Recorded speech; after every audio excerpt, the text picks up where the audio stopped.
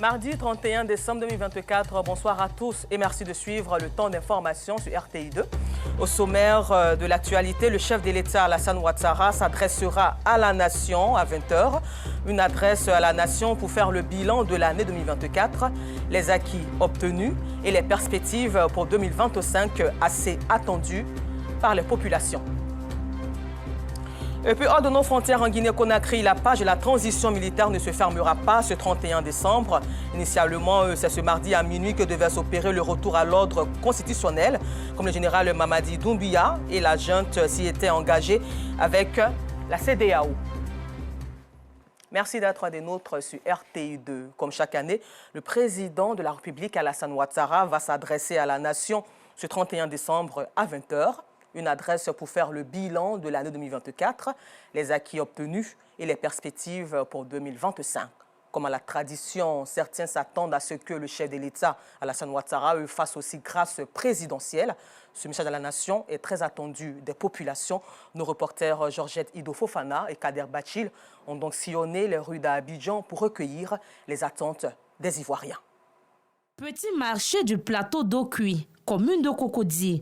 Ce dernier jour de l'an 2024, les commerçants attendent avec impatience le message du chef de l'État. Un message qui passe en revue les progrès réalisés et les défis à relever. Quand nous partons chercher le poulet à la ferme, donc les fermiers se plaignent, les aliments sont chers, les produits vétérinaires sont chers.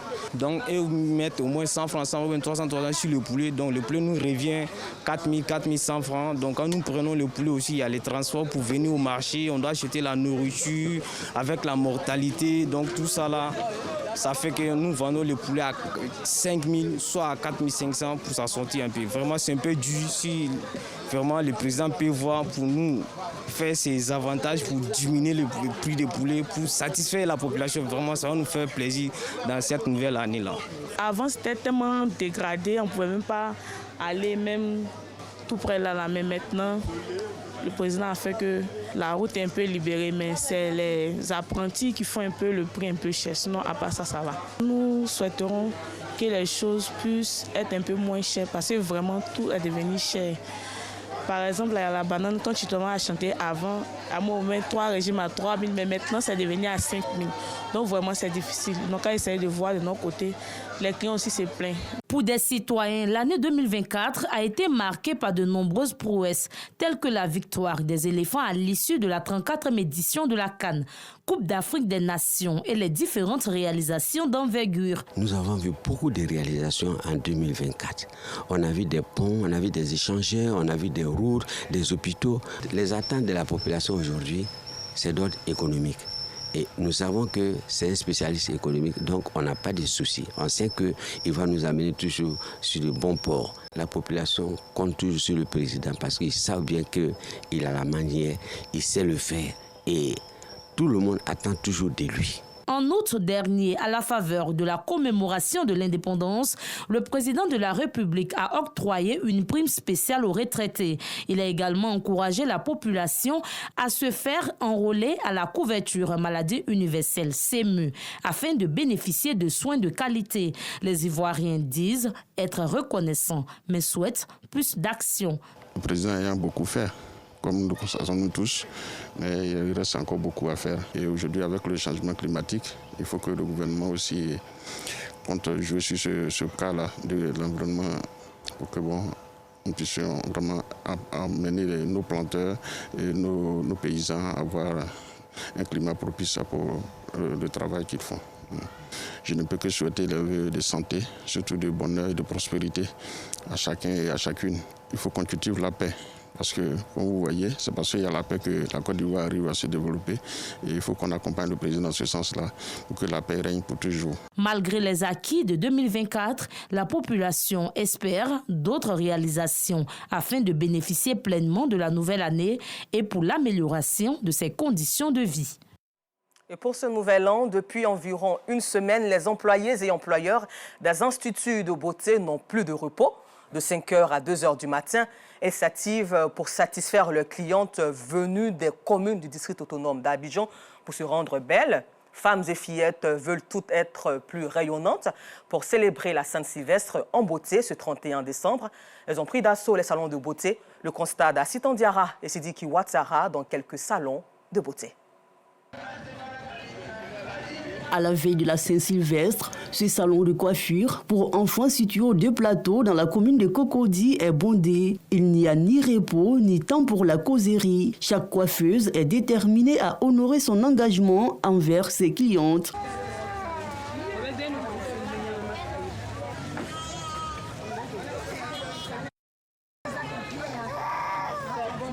Ça c'est pas bien, par la grâce de Dieu. Aujourd'hui, à partir de 7h30, on était là. On rentre à minuit, 1h, 2h. Bonne fête à mes clients. Santé, bonheur, prospérité, la joie, beaucoup d'enfants, moins de problèmes. Surtout la santé. Dans ce salon, il n'y a pas de pose de perruques pour enfants. Seules les coiffures adaptées aux enfants sont autorisées. Ce n'est pas fait pour les enfants, c'est pour les grandes personnes. Et ce n'est pas conseillé pour les bébés. Et les produits on met dedans, c'est pas normal. Et puis ça fatigue beaucoup les enfants. Donc elle laisse la perruque pour le bonheur des enfants et la santé aussi. Nous sommes venus au marché pour les tresses. Parce qu'elles aiment les tresses. Voilà, ça fait naturel que les perruques parce qu'elles sont confortables. Voilà, c'est pourquoi je suis venue les tresser. Nous sommes venus aujourd'hui à 7h, voilà, et elle a tressé les enfants bien. Juste à proximité, employés et employeurs de cet institut de beauté se partagent les tâches. Pendant que certaines confectionnent des perruques et posent des fossiles, les autres réalisent les différents modèles de coiffure demandés par les clientes. Bon, ça se passe bien par la grâce de Dieu. La perruque, c'est pour une cliente, elle vient à midi pour venir chercher. On fait presque tout. On fait un tatouage, fossile, tissage, les marcoussis, tout mèche. C'est ça qui fait un salon de coiffure. Tatouage comme ça, là, ça ne dure pas. En 5 minutes, on a fini. Donc, en temps marcoussi comme ça, tu peux passer 1 heure ou 30 minutes. Donc, on négocie puis on fait. Aujourd'hui, on est là jusqu'à minuit, 1 heure. On doit satisfaire tous nos clients, donc on est là. Contrairement aux autres salons, cet institut est spécialisé dans la pédicure et la manucure. Ça se passe très bien. On travaille, en tout cas, on fait de notre mieux pour avoir ce qu'on peut avoir. Quand on vient à 6h comme ça, on peut rentrer à 4h, 5h. Mais aujourd'hui, comme ça tenté, on va rentrer l'année de 2025 là. On va veiller jusqu'à demain à 9h. Comme je travaille le soir là, donc je suis venue me faire belle. Elle fait bien, c'est pour ça qu'on est là. Les périodes de fêtes sont fructueuses pour les propriétaires des salons de beauté. C'est l'occasion pour les femmes de se rendre encore plus belles et séduisantes. Et pour ces fêtes, la portion du boulevard de l'Unité nationale du feu du Grand Carrefour de Koumassi au feu du centre social de Koumassi sera entièrement fermée à la circulation à partir de 20h ce mardi 31 décembre, selon une note officielle. Cette fermeture est due à la cérémonie pro-technique organisée par la mairie de Koumassi à la place de l'Espérance au Grand Carrefour de Koumassi. Par conséquent, un plan de circulation pour maintenir la fluidité du trafic routier ce jour a été établi. Ce plan tient donc compte des zones concernées par l'événement. Les automobilistes venant du boulevard Valéry Giscard d'Estaing, Sens Port-Boué, Makori et zone 4 vers Koumassi ne pourront emprunter le boulevard de l'Unité nationale à partir du Grand Carrefour. Ils pourront emprunter le carrefour Kankomando ou rejoindre le boulevard Jenny Kobenan, S-Gabon, par le couloir de l'hôtel Ibis. Une page noire dans ce temps d'information. Triste nouvelle dans la commune de Yopougon, quartier Sidessi. Une bouteille de gaz butane B6 s'est explosée, faisant 6 morts et un blessé grave au sein de la famille Blobi. Abdulaziz Daramé, égyptonien, était sur les lieux du drame. Faustin passe cette période de fin d'année dans le noir total. Ce samedi 21 décembre, un incendie provoqué par l'explosion du gaz butane B6 à son domicile fait 7 victimes, 6 décès et un blessé grave. Toute sa maison est réduite en miettes. C'est le samedi 21. Moi, j'étais couché. J'étais ici et mes enfants sont venus. Papa, la maison a pris feu. Gaz allumé. Le temps de sortir, aller là-bas, je ne pouvais pas avoir accès. Toute la maison était enfumée. Le bilan, bon, on a transféré 7 à l'hôpital, au centre des Grands Brûlés. Il y a un seul qui a pu sortir. Les 6 autres sont partis. Un véritable coup de massue pour cette mère. Sa fille, la sœur de Faustin, se trouvait sur les lieux du drame.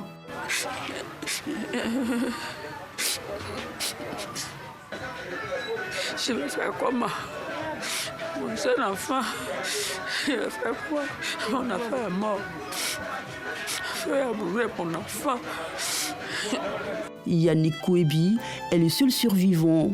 Même s'il a survécu, le feu n'a pas laissé indemne cet élève en classe des premières. Tête de gaz, c'est cassé.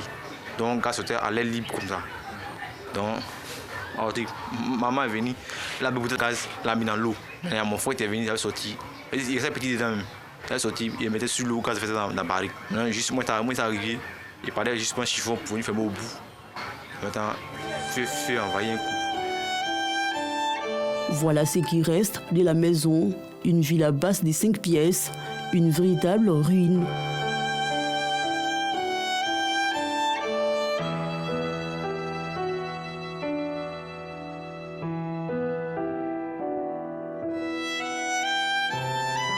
Les voisins témoins de ce drame se prononcent. Voilà, c'est après la prière de 16 heures qu'on a constaté l'explosion. Voilà, dès que nous sommes sortis de la maison, qu'on a entendu le bruit, j'ai vu ma voisine avec ses enfants, les sœurs du monsieur. En tout cas, près de 7 personnes brûlées. Ils étaient vraiment gravement brûlés. Bon, le feu a pris toute la maison, ça a tout brûlé. C'est même rentré chez moi aussi. Je viens trouver, tout ici, c'est noir. Tout ici, c'est la fumée. Moi-même, j'ai essayé de rentrer pour voir si je peux récupérer les documents, les essais de naissance, mais je ne pouvais pas. Parce que là, ici, on peut s'entendre, mais on ne peut pas se voir, même quand vous allumez les torches. Présent sur les lieux, le représentant du ministère de la Cohésion nationale, de la solidarité et de la lutte contre la pauvreté apporte son soutien aux victimes avec une somme de 3 millions de francs CFA. Madame la ministre de la Cohésion nationale, de la solidarité et de la lutte contre la pauvreté, nous a dépêché de venir apporter le soutien du gouvernement à la famille Kouebi parce qu'il traverse aujourd'hui et nous a instruit à l'effet d'être à leur côté à toutes les étapes des obsèques. Une action saluée par l'un des membres de la famille. Merci du fond du cœur, merci en nos noms, merci au nom de la famille pour ce geste qui est fait. Et merci au plus grand niveau, merci au gouvernement qui a pensé à nous, merci au président. La vie ne tient qu'à un fil. Il faut savoir tirer profit de chaque instant. Courage à la famille éplorée et occasion d'interpeller chacun et surtout faire attention à tout ce que nous faisons en ces temps de fête. En société, la drogue est un phénomène qui ruine des vies humaines et représente une menace permanente sur les populations et particulièrement la jeunesse. Que ce soit à l'intérieur du pays comme aux frontières, les forces de l'ordre et les acteurs de la société civile se battent pour juguler le mal. Cette année, le comité interministériel de lutte contre la drogue SILAD a commémoré à Bondoukou la 37e journée internationale de lutte contre les abus et le trafic de drogue. À l'issue donc de cette célébration, certains acteurs se sont distingués, ce qui leur vaut aujourd'hui d'être primés par la tutelle, à savoir le SILAD. Les détails avec Clément Boko.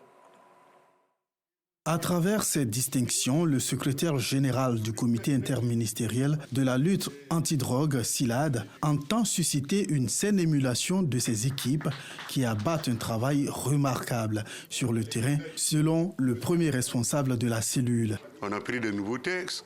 On a fait des campagnes de sensibilisation avec les magistrats par rapport à la nouvelle loi. On a sensibilisé les policiers et les officiers de police judiciaire par rapport à la nouvelle loi. On a sensibilisé dans les ghettos, on a sensibilisé les usagers des drogues, les familles et tout et tout. Si les gens ont fait tout ce travail, ne faut-il pas les remercier? Si. En matière de répression, c'est pareil. La gendarmerie a pris 1 tonne de cocaïne. La douane a pris près de 57 tonnes de MKIF, c'est-à-dire les médicaments falsifiés, qui causent beaucoup de problèmes. Donc il faut remercier les douanes ivoiriennes, il faut remercier tout le monde pour le travail abattu et leur dire qu'ils peuvent encore faire plus. Un mérite dû au travail que ces entités abattent au quotidien sur le terrain, mais en particulier lors de la commémoration de la 37e journée internationale de lutte contre les abus et le trafic illicite de drogue, qui s'est déroulée à Bondoukou. Prenant part à cette cérémonie, La représentante du ministère de l'Intérieur et de la Sécurité a salué le SILAD pour les résultats obtenus au cours de cette année. Pour obtenir ces résultats, il faut dire que c'est un travail en synergie. Et ce travail en synergie, chacun de nous ici constitue un maillon essentiel dans cette chaîne-là. Et le secrétaire général du SILAD l'a su. Merci donc pour ces différentes reconnaissances. Et il faut dire que ces reconnaissances aussi sont pour lui un moyen de demander encore aux partenaires de les accompagner, de nous accompagner. Parce que cette lutte, il faut dire que nous sommes tous engagés. Au total, c'est une 50aine de récipiendaires qui ont été célébrés ce jour. Un encouragement à redoubler d'ardeur au travail dans cette lutte perpétuelle contre les trafiquants et autres consommateurs de drogue. À la page sport, la commune d'Abobo a récemment abrité le lancement de la Ligue autonome de football de Côte d'Ivoire, Ligue AFSI, une initiative de l'agence de promotion de footballeurs talentueux AproFoot. Les détails dans ce commentaire de Théodore Zouzou. À Nokwa-Kouté, village dans la commune d'Abobo. Un match de football au terrain désert du village oppose le CFAEA à Espoir Football de PK18. Une rencontre qui s'inscrit dans le cadre des activités de la Ligue autonome de football de Côte d'Ivoire, Ligue AFSI. Une initiative de l'agence de promotion de footballeurs talentueux AproFoot. En jouant ce tournoi, nous devons nous attendre à avoir des talents qui vont se révéler. Parce que ce n'est pas tous les pensionnaires des centres de formation qui ont la chance de se révéler dans tous les tournois. Et nous organisons ce tournoi-là pour leur permettre de pouvoir démontrer ce qu'ils savent faire au grand public. Cette affiche du jour, dominée par le CFAEA en bleu, s'est achevée sur un score de 2-1 au détriment de l'équipe venue de PK18, à la grande satisfaction du public. Nous sommes contents, on a célébré avec mes amis. Dans l'avenir, le premier est bien joué et de progresser encore. J'ai trouvé le match super bien, très bon match. Et une équipe qui menait et qui s'est fait renverser. On a vu de belles choses. C'est de travailler encore, d'écouter leur coach, voilà, de faire de bonnes choses. Parce que, mine de rien, ils ont choisi comme métier qu'ils aillent aussi à l'école.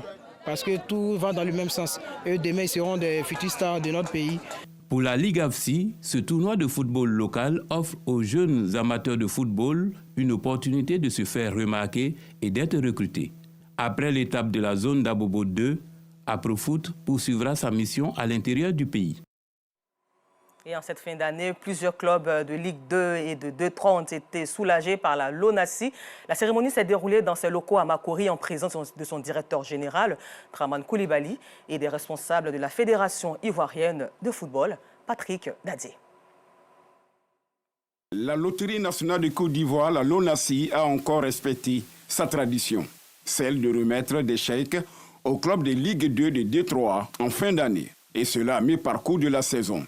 À son siège à Makori ce vendredi 27 décembre 2024, Draman Koulibaly, directeur général de la structure étatique, a honoré ses engagements. Au total, 21 millions ont été distribués à 6 clubs de football et 1 de handball, Habitat Handball Club d'Abobo. Un partage équitable où chaque président du club ou son représentant est reparti avec 3 millions de francs CFA. Notre subvention annuelle a d'abord ciblé les clubs de football avant de se diversifier. Ainsi, pour la saison dernière, nous avons intégré un club de football féminin. Au titre de la saison en cours, nous faisons un clin d'œil encore au football féminin. Le porte-parole de la Fédération ivoirienne de football, Dieu Foneye, s'est dit satisfait de la collaboration avec l'institution qui dure depuis plusieurs décennies. C'est une véritable bouffée d'oxygène pour ces clubs qui vont utiliser ces moyens financiers pour renforcer leur club, recruter de meilleurs joueurs, remplacer ceux qui sont défectueux. Les récipiendaires ont trouvé des mots justes pour remercier leurs donateurs. C'est un soulagement, surtout pour l'entretien de nos filles. Parce que le Sporting Club est en Ligue 2, alors cette subvention va vraiment nous aider à faire face à nos besoins. Ce geste de la LONASI peut toujours booster l'ardeur des acteurs afin de leur permettre d'atteindre les objectifs fixés en début de saison. Nous vous le disions en titre, en Guinée-Conakry, la page de la transition militaire ne se fermera pas ce 31 décembre 2024. Initialement, c'est ce mardi à minuit que devrait s'opérer le retour à l'ordre constitutionnel, comme le général Mamadi Doumbia et la junte du Comité national du Rassemblement pour le développement, CNRD, s'y étaient engagés avec la communauté économique des États de l'Afrique de l'Ouest, CEDEAO. Mais il y a 3 semaines, le gouvernement a confirmé que la date butoir ne sera pas tenue, évoquant une deuxième phase dite la refondation de l'État plus de 3 ans après le coup d'État du 5 septembre 2021 qui a renversé le régime d'Alpha Condé. Et puis, en visite au Liban depuis hier lundi, le ministre français des Armées, Sébastien Lecornu, a déclaré que la France a frappé des positions du groupe État islamique en Syrie dans le cadre de la coalition anti-djihadiste internationale dirigée par les USA. Ces frappes françaises sont les premières contre le groupe État islamique depuis le 21 septembre 2022 en Irak et les premières sur le sol syrien depuis le 18 mars 2018. Encore merci à vous de nous avoir suivis et surtout grand merci aux équipes techniques du groupe RTI, particulièrement RTI2, qui vous font vivre ces différentes éditions. Bonne fête de fin d'année.